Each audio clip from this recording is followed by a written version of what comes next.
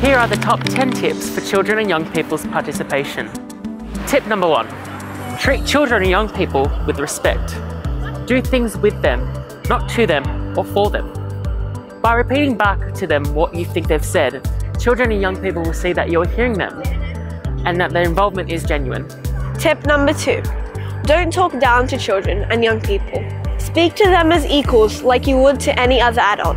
This shows that you are listening and that their contributions are valued and taken seriously.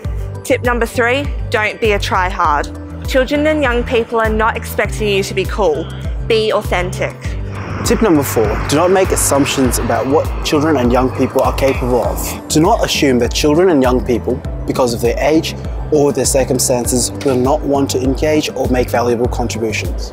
Tip number 5, remember that children and young people are as diverse as any other population group. Children and young people are not all the same. They have different views, experiences, beliefs, and backgrounds. Do not ask children and young people what all children and young people think. Ask them what they know and experience.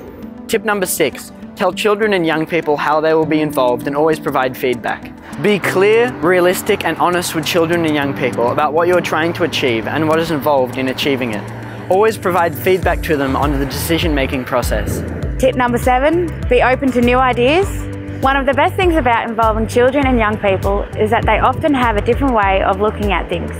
Inform them that there are no right or wrong answers, and this can create all sorts of new ideas and possibilities. Tip number 8, give children and young people time and space to say what they mean. Be open to silence. Often involving children and young people in decisions that affect them is new to them. So just give participants some time to get comfortable and think about what they want to say. Tip number 9, give clear objectives and limits for decision making. Be clear and honest about the things that children and young people have control over or a say in, and those areas where they don't. That is, set clear boundaries with children and young people and take time to discuss expectations, both theirs and yours.